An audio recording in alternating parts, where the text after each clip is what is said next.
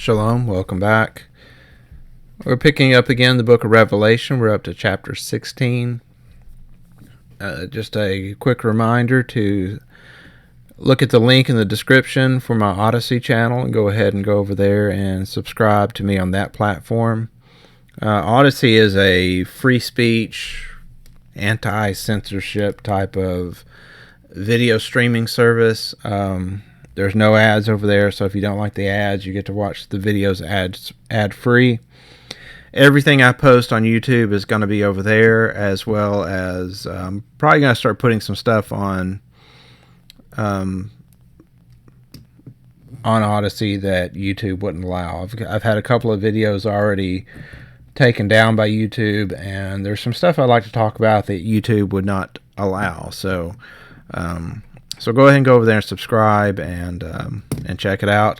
Also, if you are interested in free speech and avoiding the censorship of the tech giants, check out Gab.com. It's a platform similar to Facebook, but there is no censorship there at all. So very much free speech over there, and the CEO is a Christian, and it's a good place.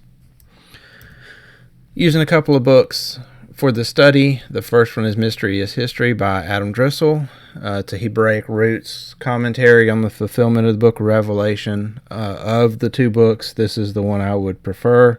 I don't necessarily agree with him, and I'm sure he doesn't agree with a lot of the doctrines I believe in, but Adam's got it pretty much together here on the book of Revelation. So I check out that book.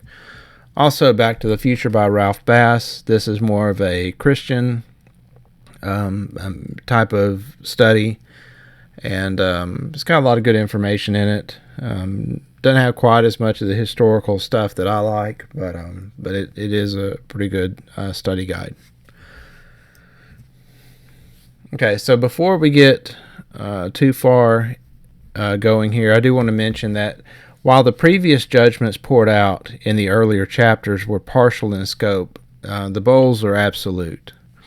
You don't hear Yahweh saying that a third of this group was affected or a third of that group. It is everyone at this point is affected by these bowls. The wrath of the Almighty fills the bowls to the rim, and the result is complete removal of the blessings promised for obedience. All right, verse 1, I heard a loud voice out of the temple saying to the seven angels, "Go and pour out the seven bowls of the wrath of God on the earth."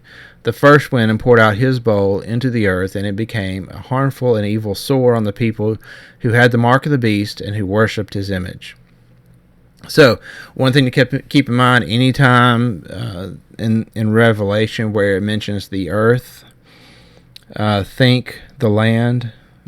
Usually this tends to be a reference to the land of Israel. So the bowl is being poured out on the land, and the people are developing this harmful and evil sore.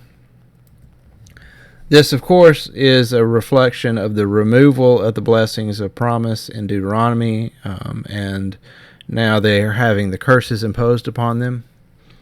For instance, Deuteronomy 28:20, Yahweh will send on you cursing, confusion, and rebuke in all that you put your hand to do, until you are destroyed, and until you perish quickly because of the evil of your doings, by which you have forsaken me. Yahweh will make the pestilence cling to you until he has consumed you off the land where you go in to possess it. Yahweh will strike you with consumption, with fever, with inflammation and fiery heat, with the sword, with blight, and with mildew. They will pursue you until you perish. Okay. So, Josephus mentions a pestilence that came upon the people. Josephus' Wars, Book 6.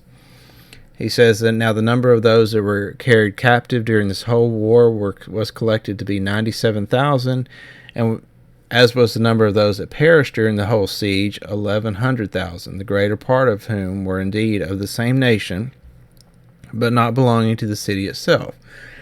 For they were come up from all the country to the feast of unleavened bread, and were on a sudden shut up by an army, which at the very first occasioned so great a straitness among them, that there came a pestilential destruction upon them, and soon afterwards such a famine as destroyed them more suddenly. So, we don't have specifics about what this pestilence was. In the book of Revelation, it said it involved a grievous sore. So if you can imagine being in an environment where you have more than 1 million people shut up within the walls of Jerusalem, there is, of course, no modern plumbing. There is dead bodies stacked in the streets, dead bodies in the houses, fires burning everywhere, and with the diseases that are attracted to dead corpses, and of course there's you got to also expect there to be rats running around and biting people and crazy stuff like that. So there's a lot of diseases that would come to mind that would result in these grievous sores and death and further death and destruction. Bubonic plague, for instance, would be one that comes to mind for me. So, do we have the actual historic evidence that it was a grievous sore? No, I haven't found it, but there was definitely a pestilence within the city during this time. Revelation 16:3, the second angel poured out his bowl in the sea, and it became as the blood of a dead man. Every living thing in the sea died. Now, of course, in our apocalyptic terminology, the sea represents the mass of people.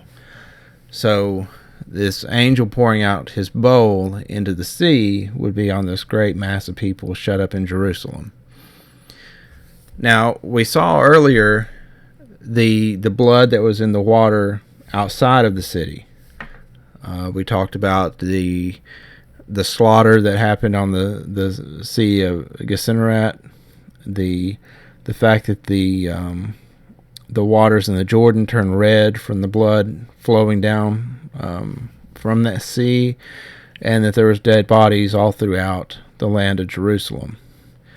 But now we, of course, are locked up inside of Jerusalem, and we should see a similar scene. Josephus says, for those darts that were thrown by the engines came with that force that they went all over the buildings and reached as far as the altar of the temple itself, and fell upon the priests and those that were about the sacred offices, insomuch that many persons who came thither with great zeal from the ends of the earth to offer sacrifices at the celebrated place, which was esteemed holy by all mankind, fell down before their own sacrifices themselves, and sprinkled that altar which was venerable among all men, both Greeks and barbarians, with their own blood, till the dead bodies of strangers were mingled together with those of their own country, and those of the profane persons with those of the priests, and the blood of all sorts of dead carcasses stood in lakes in the holy courts themselves. As for the seditious, they were in too great distress already to afford their assistance toward quenching the fire. So this is the fire that the Romans are starting. They were everywhere slain and everywhere beaten. And as for a great part of the people, they were weak and without arms, and had their throats cut wherever they were caught. Now round about the altar lay dead bodies heaped up one on another, as at the steps going up to it ran a great quantity of their blood, whither also the dead bodies that were slain above on the altar fell down. Yet was the misery itself more terrible than this disorder, for one would have thought that the hill itself on which the temple stood was seething hot, as full of fire on every part of it, that the blood was larger in quantity than the fire, and those that were slain more in number than those that slew them. For the ground did nowhere appear visible for the dead bodies that lay on it, but the soldiers went over in heaps of those dead bodies as they ran upon such as fled from them. But when the Romans went in numbers into the lanes of the city with their swords drawn, they slew those whom they overtook without, and set fire to the houses whither the Jews were fled, and burnt every soul in them, and laid waste a great many of the rest. And when they were come to the houses to plunder them, they found in them entire families of dead men, and the upper rooms full of dead corpses, that is, of such as died by the famine. They then stood in horror at this sight, and went out without touching anything. But although they had this commiseration for such as were destroyed in that manner, yet had they not the same for those that were still alive. But they ran every one through whom they met with, and obstructed the very lanes with their dead bodies, and made the whole city run down with blood, to such a degree indeed that the fire of many of the houses was quenched with these men's blood. So I know I read through several references that Josephus had written in Book 5 and 6 of War of the Jews, but it was really just to kind of paint a picture of the death and destruction and the blood that was flowing through the streets of Jerusalem. So much blood that it was putting out house fires. And this, of course, led to Revelation 16:4. The third angel poured out his bowl in the rivers and springs of water, and they became blood. I heard the angel of the water saying, "You are righteous, who are and who were, you Holy One, because you have judged these things. For they poured out the blood of the holy ones and the prophets, and you have given them blood to drink. They deserve this." I heard the altar saying, "Yes, Yahweh Elohim, the Almighty, true and righteous are your judgments." So what are we to understand this to mean? In the earlier judgments, like I mentioned before, we saw the rivers and the lakes in Judea full of dead bodies and blood. But now inside of the city of Jerusalem, there was blood. There's an essay written by E.W.G. Masterman on the water supply of Jerusalem, ancient and modern. And you can see the web address there if you want to check it out and read it. But the opening paragraph of this paper says, "Since Jerusalem took her place in the history or a city, no problem has more constantly troubled her successive generations of rulers than that of her water supply. How much was done, century after century, is witnessed by the numerous remains of ancient aqueducts, tunnels, pools, and cisterns on and beneath the surface at almost every spot in and close around the holy city." So, from the previous descriptions of the bloodshed in the city, it's pretty easy to figure out what this third bowl is, because these aqueducts and tunnels and pools and cisterns, they were designed to catch rainfall. So in Jerusalem, for 6 months of the year, there would be heavy rains, but then in the summer months, it would be very, very dry. And the city had, over the ages, developed a system of aqueducts to catch rainwater. And that way it could survive for 6 months with no rain. And so when all this blood was shed in the city, and blood was literally running down the streets of the city, pooling in the temple, well, it was seeping down into these aqueducts, because that's the way they were designed. They were designed to catch rainwater. And in this case, it wasn't raining water, it was raining blood. And so now you had this putrefying dead man's blood mixing in the aquifers, polluting the water supply. And if you know anything about plumbing, then obviously you know what this leads to. The water becomes undrinkable, and it attracts further disease. And then that, of course, goes back to that first bowl where we have the grievous sores appearing on the people for this pestilence.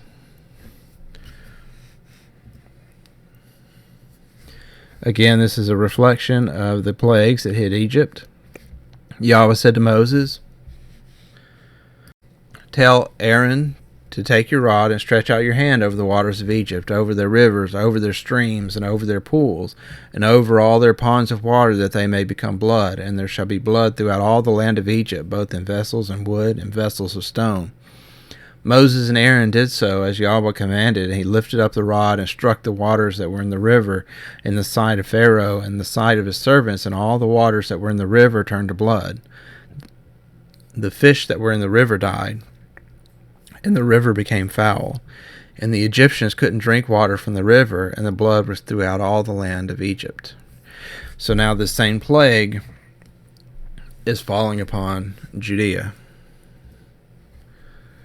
Revelation 16:8. The fourth angel poured out his bowl on the sun, and it was given to him to scorch men with fire.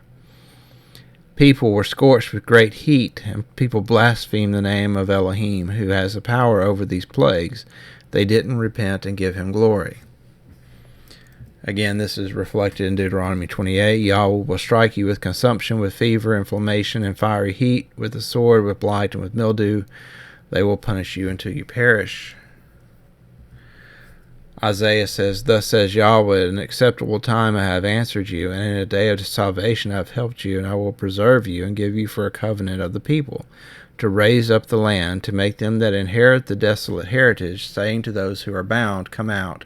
To those who are in darkness, show yourselves. They shall feed in the ways, and on all bare heights shall be their pasture. They shall not hunger nor thirst, neither shall the heat nor the sun strike them. For he who has mercy on them will lead them, even by streams of water he will guide them. I will make all my mountains as a way, and my highway shall be exalted. So the believers have already been whisked away during the flight to Pella.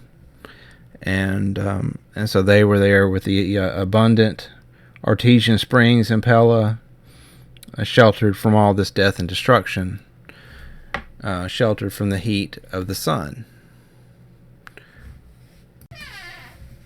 And of course we saw this reflected in Revelation 7 when it said that they will never be hungry, neither thirsty anymore, neither will the sun be down on them, nor any heat.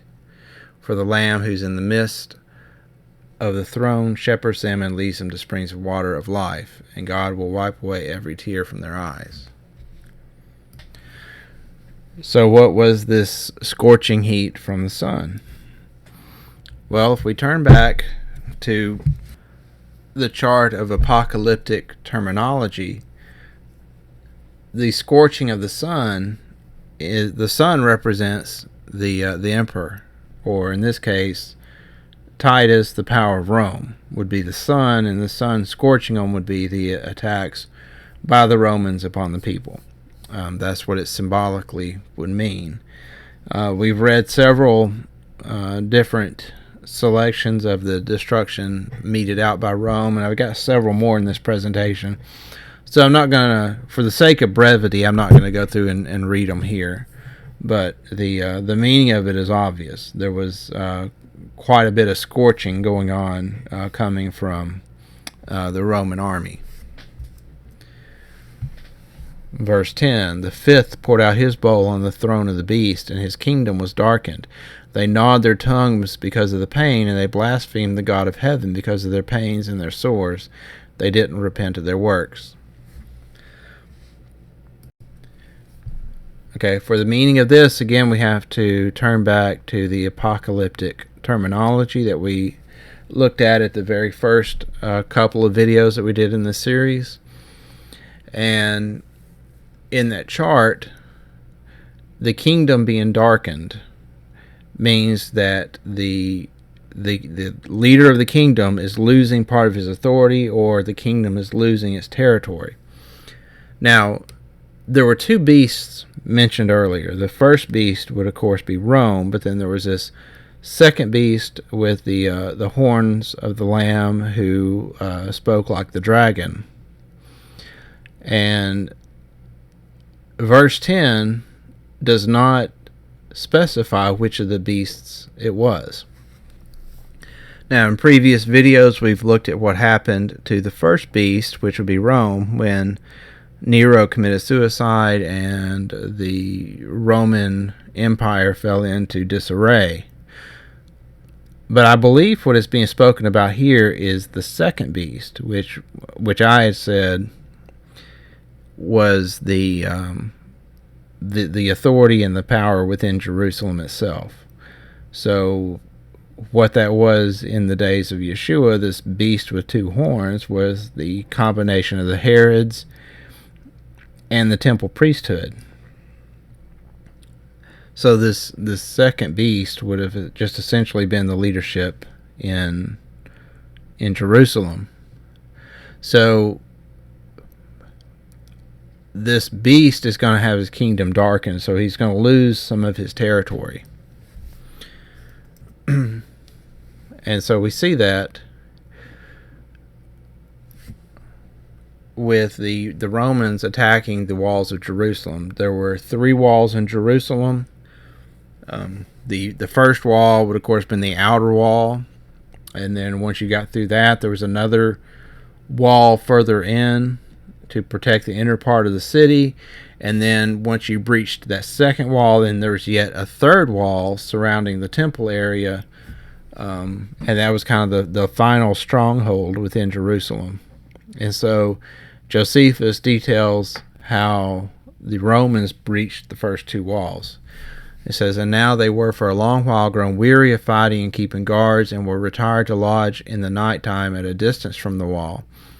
It was on other accounts also thought by them to be superfluous to guard the wall, there being besides that two other fortifications still remaining.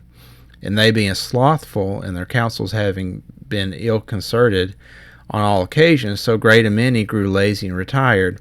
Then the Romans mounted the breach where Necho had made one, and all the Jews left the guarding that wall and retreated to the second wall. So those that had gotten over that wall opened the gates and received all the army within it. And thus did the Romans get possession of the first wall.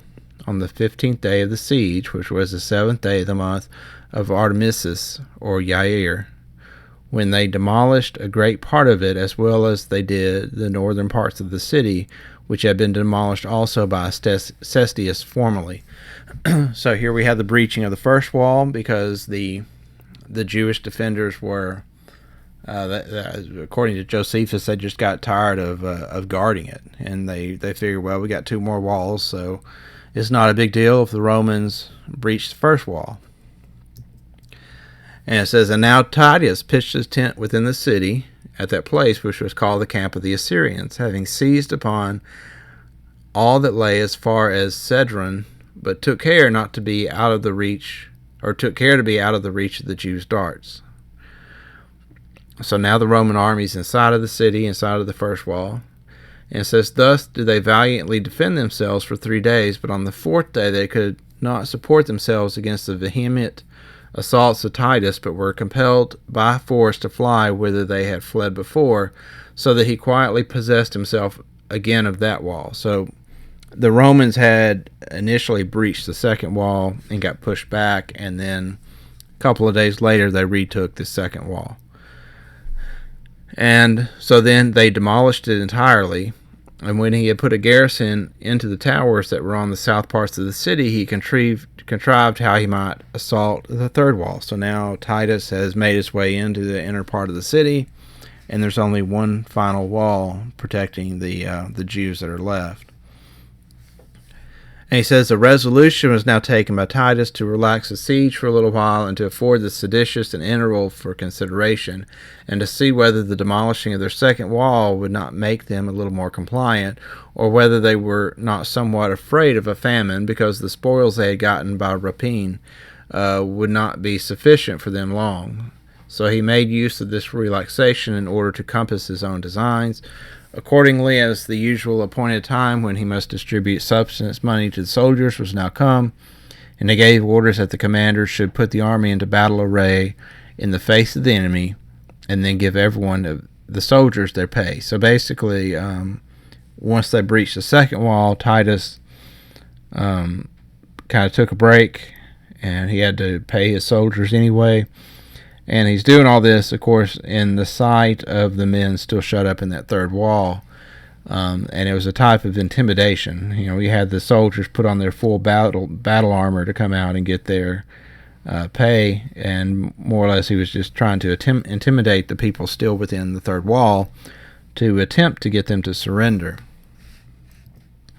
And Titus, knowing that the city would either be saved or destroyed for himself, did not only proceed earnestly in the siege, but did not omit to have the Jews exhorted to repentance. So he mixed good counsel with his works for the siege, and being sensible that extortions are frequently more effectual than arms, he persuaded them to surrender the city, now in a manner already taken, and thereby saved themselves, and sent Josephus to speak to them in their own language, for he imagined they might yet yield to this persuasion of a countryman of their own. And so Josephus then goes out to talk to the people still shut up within the third wall, and he gives this very long, drawn-out speech about kind of the whole history of the Hebrew nation, and how they've been a rebellious people, throughout their whole existence, and he's attempting to get them to go ahead and surrender so that at least they could save their own lives. But at the end of the speech, it says, as Josephus was speaking thus with a loud voice, the seditious would neither yield to what he said, nor do they deem it safe for them to alter their conduct. So, in the selection of verses from Revelation that we just read, of course, at the end of it, it said they would not repent. So, so their kingdom was darkened. They lost all this territory. They were given a chance to repent and to surrender, but they refused to. Revelation 16:12, the sixth angel poured out his bowl on the great river Euphrates. Its water was dried up, that the way might be prepared for the kings that come from the sunrise. I saw coming out of the out of the mouth of the dragon, and out of the mouth of the beast, and out of the mouth of the false prophet, 3 unclean spirits, something like frogs. For they are spirits of demons performing signs, which go out to the kings of the whole inhabited earth, to gather them together for the war of the great day of God the Almighty. Behold, I come like a thief. Blessed is he who watches and keeps his clothes, so that he doesn't walk naked, and they see his shame. He gathered them together into the place which is called in Hebrew Armageddon. Okay, so we got a little bit to unpack here. So first, this drying up of the great river Euphrates. You can get a lot of insight into what is in the mind of John and what he's trying to convey in the book of Revelation, as I mentioned previously, by looking at the book of Exodus. And this drying up of the river Euphrates is kind of the antithesis to the drying up of the Red Sea. So the drying up of the Red Sea, of course, was for the salvation of Israel. The drying up of the Euphrates here is to allow passage of the armies coming across the Euphrates. So the Euphrates was not literally dried up. But see, these unclean spirits, like frogs, and again, there was of course, the plague of frogs in the book of Exodus, which is what this is bringing to mind. It was basically kind of opening the door for these armies to come into Judea to support the Roman army. And then here in verse 15, we have these words from Yeshua. Behold, I come like a thief. Blessed is he who watches and keeps his clothes, so he doesn't walk naked, and they see his shame. And he gathered them together in the place which is called in Hebrew Armageddon, or Armageddon. This reference to Yeshua coming like a thief, and blessed is he who watches and keeps his clothes so he doesn't walk naked. This is a reference to the practices of the temple guard. And the temple guard, when they would stand watch at night, if they were caught asleep, the captain of the guard would set their clothes on fire. That was the punishment that they would use for these guards that fell asleep. So now you've got the people that are pushed back to the temple itself, that third wall, and they are standing watch. And Yeshua is saying, "Don't fall asleep. I'm coming like a thief." And so the rest of it is a reference to that practice of them burning their clothes. All right. Tacitus Histories 451 says, envoys had come from King Vologesus to Vespasian to offer him 40,000 Parthian cavalry. He therefore entrusted Titus with the main strength of the army to complete what had yet to be done in the Jewish war. This is speaking about when Vespasian had just become made emperor, that he was given this 40,000 cavalry from the Parthians. Tacitus goes on to say that Titus found in Judea 3 legions, the 5th, the 10th, and the 15th, all old truth of Vespasian's. To these he added the 12th from Syria, and some men belonging to the 18th and the 3rd, whom he had withdrawn from Alexandria. This force was accompanied by 20 cohorts of allied troops and 8 squadrons of cavalry by the 2 kings, Agrippa and Sohemus, by the auxiliary forces of King Antiochus, by a strong contingent of Arabs, who hated the Jews with the usual hatred of neighbors, and lastly by many persons brought from the capital and from Italy by private hopes of securing the yet unengaged affections of the prince. With this force, Titus entered the enemy's territory, preserving strict orders on his march, reconnoitering every spot, and always ready to give battle. At last he encamped near Jerusalem. Suetonius says that, however, the fact being known, Tiberius Alexander, governor of Egypt, first obliged the legions under his command to swear obedience to Vespasian as their emperor. The army in Judea, where he was, also swore allegiance to him, as well as a report which was circulated that Vitellius, after his success against Otho, proposed to change the winter quarters of the legions and remove those in Germany to a less hazardous station and warmer climate. Moreover, amongst the governors and provinces, Licinius Musanius dropped the grudge arising from a jealousy of which he had hitherto made no secret, promised to join him with the Syrian army. And among the allied kings, Vologius, king of the Parthians, offered him a reinforcement of 40,000 archers. So these armies from Syria, Parthia, and Arabia all came from across the Euphrates. And so this sixth bowl was opening the way for all these armies to gather in Judea. So if you can imagine this, just the sheer magnitude of this force of the Roman army that entered into Judea and was now laying siege to Jerusalem, it's just would have been an awesome sight, awesome spectacle. And of course, like I mentioned earlier, there's the plague of frogs from Exodus 8. Yahweh spoke to Moshe, "Go into Pharaoh and tell him, this is what Yahweh says, let my people go, that they may serve me. If you refuse to let them go, behold, I will plague all your borders with frogs, and the river shall swarm with frogs, which shall go up and come into your house, and into your bedroom, and into your bed, and into the house of your servants, and on your people, and on your ovens, and your kneading troughs, and the frogs shall come up both on you and your people, and on all your servants."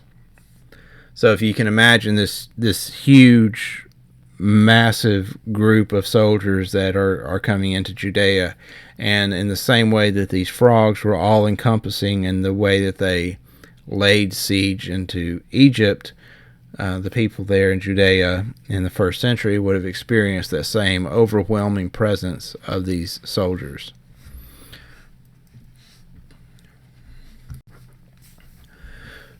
Josephus writes, for Titus, when he had gotten together part of his forces about him and had ordered the rest to meet him at Jerusalem, marched out of Caesarea, he had with him those 3 legions that had accompanied his father when he laid Judea waste, together with that 12th legion which had been formerly beaten with Cestius, which legion, as it was otherwise remarkable for its valor, so did it march on now with greater alacrity to avenge themselves on the Jews, as remembering what they had formerly suffered from them.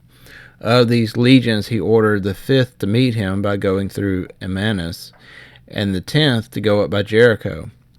He also moved himself together with the rest, besides whom marched those auxiliaries that came from the kings, now being more in number than before, together with a considerable number that came to his assistance from Syria. Those also that had been selected out of these 4 legions and sent with Musanius to Italy had their places filled up out of these soldiers that came out of Egypt with Titus, who were 2,000 men, chosen out of the armies of Alexandria. There followed him also 3,000 drawn from those that guarded the river Euphrates, as also there came Tiberius Alexander, who was a friend of his most valuable, both for his goodwill to him and for his prudence. So again, you see this huge armies that are coming from across the Euphrates.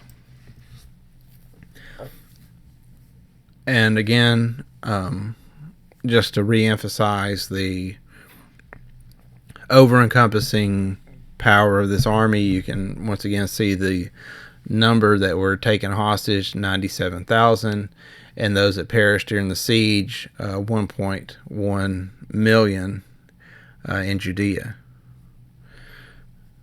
So there was this mention about Megiddo, gathering them together in Har Megiddo. Megiddo is a valley. It's not a mountain. There is a 15-acre hill in the valley, but if you're familiar with how small 15 acres is, it's not exactly enough room for this, millions of people and this huge army to gather together for the end of the world type of battle. There's certainly no mountain. So Har Megiddo means the mountain of Megiddon. Now, the word Megiddon comes from a root word gahad, which means to crowd together in great numbers. So the literal meaning of the words Har Megiddon would be the crowded mountain. And of course, Jerusalem sat on a mountain. And one of the things that's emphasized in this description here from Josephus, these people had come up from all the country for the Feast of Unleavened Bread. So there was this crowd that had assembled there at Mount Zion, the mountain that Jerusalem sits on. So that would probably be what is the understanding of this Har Megiddon, this crowded city, this crowded mountain, which would have been Jerusalem. And also,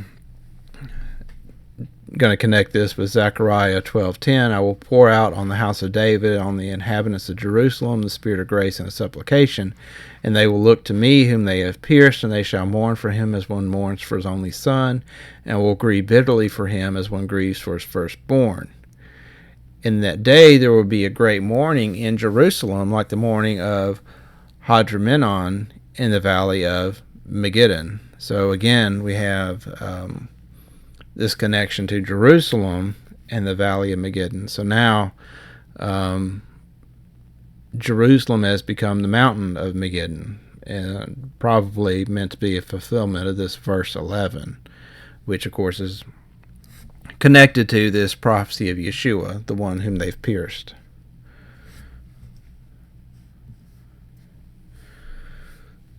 I also want to just go back to the selection of verses we read about this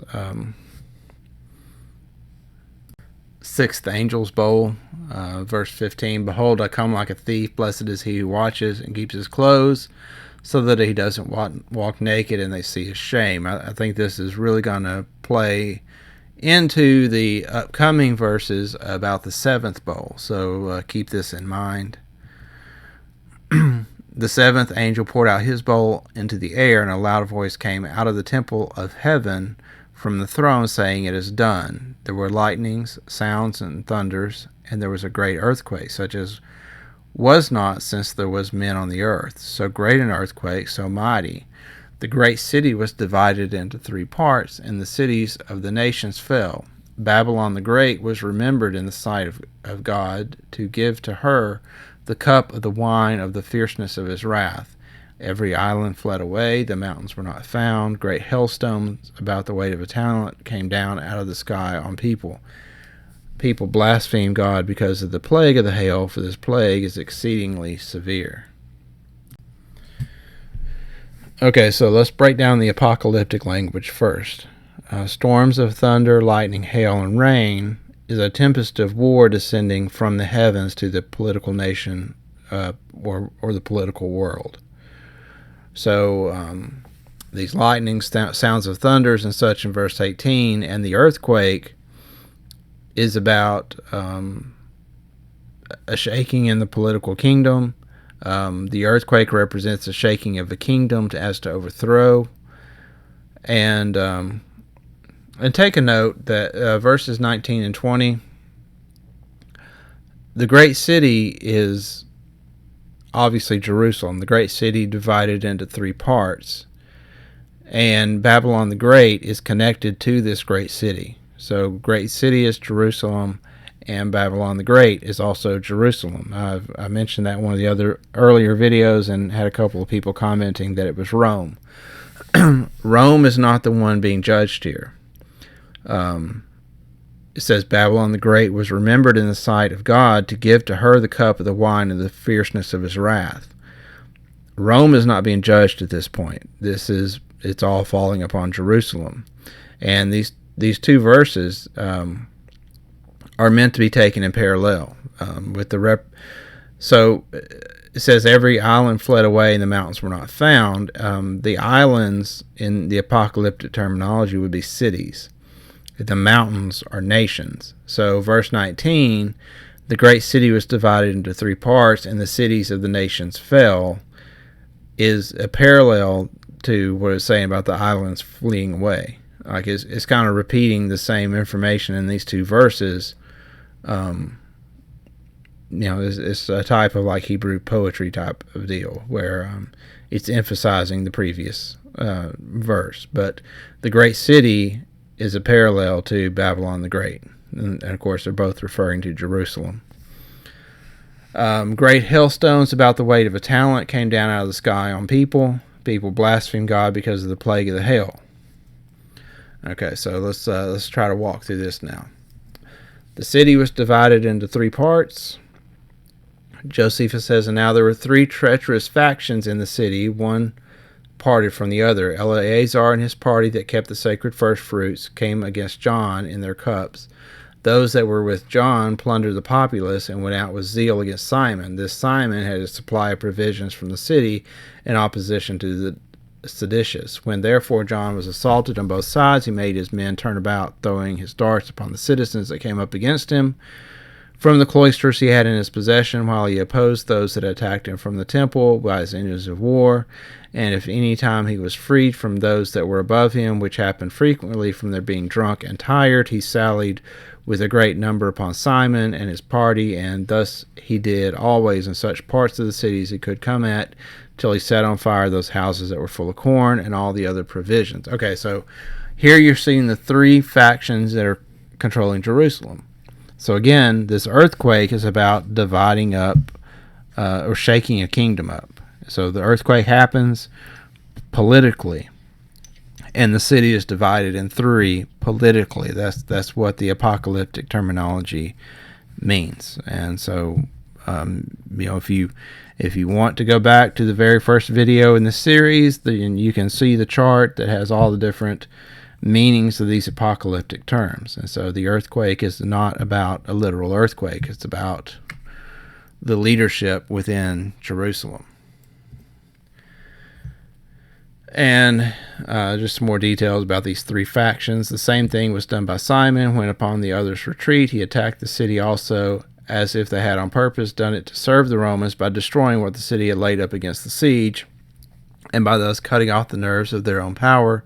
Accordingly, it so came to pass that all the places that were about the temple were burnt down, and were become an intermediate desert space, ready for fighting on both sides of it, and that almost all the corn was burnt, which would have been sufficient for the siege of many years. So they were taken by the means of the famine, which was impossible that they should have been unless they had thus prepared the way for it by this procedure. So basically what happened is that the different factions in control of Judea, you had the priesthood, you had the zealots, and then there was another division within the zealots, if I remember correctly. But these three groups within Jerusalem began fighting against each other, in addition to having the Romans fighting them outside the gates. And in the course of these three groups fighting against each other, they ended up burning down the storehouses of grain. So Jerusalem had enough grain and supplies stored up for a siege that could last many years, but now all of their grain supplies are destroyed. The water is polluted by blood, and so what should have been a very well-defended, well-fortified city was now in pretty poor shape, thanks to the infighting of these three groups. Also, I do want to mention this passage from Ezekiel, because he does speak about dividing Jerusalem into thirds. He says, "You, son of man, take a sharp sword. You shall take it as a barber's razor to you, and shall cause it to pass on your head and on your beard. Then take balances to weigh and divide the hair. A third part you shall burn in the fire in the midst of the city, when the days of the siege are fulfilled. And you shall take a third part and strike it with the sword around it. And a third part you shall scatter to the wind. And I will draw out a sword after them. You shall take of it a few in number, and bind them in your skirts. Of these again you shall take, and cast them into the midst of the fire, and burn them in the fire. From it shall a fire come out into all the house of Israel. Thus says Yahweh Elohim, this is Jerusalem. I have set her in the midst of the nations, and countries are around her. She has rebelled against my ordinances and doing wickedness more than the nations, and against my statutes more than the countries that are around her. For they have rejected my ordinances, and as for my statutes, they have not walked in them. So again, you definitely see a reflection in this prophecy and what's going on in Judea. Also, this is kind of something cool, in my opinion, but this, I think, is what was trying to be conveyed by the words of Yeshua toward the end of the sixth bowl, in between the sixth bowl and the seventh, where Yeshua says to be diligent and watch, so that you're not caught naked. Josephus writes that the engines that all the legions had readily prepared for them were admirably contrived, but still more extraordinary ones belonged to the 10th legion.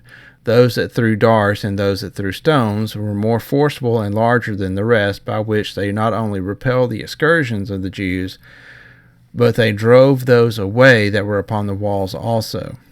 So if you can imagine, they had these catapults set up on the Mount of Olives, and they were throwing stones through the catapults into Jerusalem. Now, remember, it said that the hailstones were going to weigh about a talent apiece. And Josephus writes, now the stones that were cast were of the weight of a talent. So again, this definitely lines up with what is said by John in Revelation 16. And were carried 2 furlongs and farther. The blow they gave was no way to be sustained, not only by those that stood first in the way, but by those that were beyond them for a great space. As for the Jews, they at first watched the coming of the stone, for it was of a white color, and could therefore not only be perceived by the great noise it made, but could be seen also before it came by its brightness. Accordingly, the watchmen that sat upon the towers gave them notice when the engine was let go, and the stone came from it, and cried out aloud in their own country's language, the sun cometh. So they were not saying the stone is coming. When they would see this stone coming off the catapult, the watchman would yell, the sun cometh. And I read a couple of different commentaries by, for instance, William Winston, the translator of Josephus' Wars, and a couple of others that Adam Driscoll had found. And the theory is that this was actually a ridicule that they were doing for the believers in Yeshua, because right before the siege occurred, James the Just gives his testimony. He says that here, shortly you're going to see the Son of God coming in the clouds. And so here we are, just a few months later, and so when these stones are coming, they're signaling to each other by yelling out, "The sun's coming! The sun cometh!" And he goes on to say, so those that were in his way stood off and threw themselves down upon the ground, by which means, and got there, thus guarding themselves, the stone fell down and did them no harm. But the Romans contrived how to prevent that by blackening the stone, who then could aim at them with success when the stone was not discerned beforehand as it had been till then, and they destroyed many of them at one blow. So the Romans caught on to what was happening, that they were warning each other about these stones are coming, so they painted the stones black so that they couldn't see them then.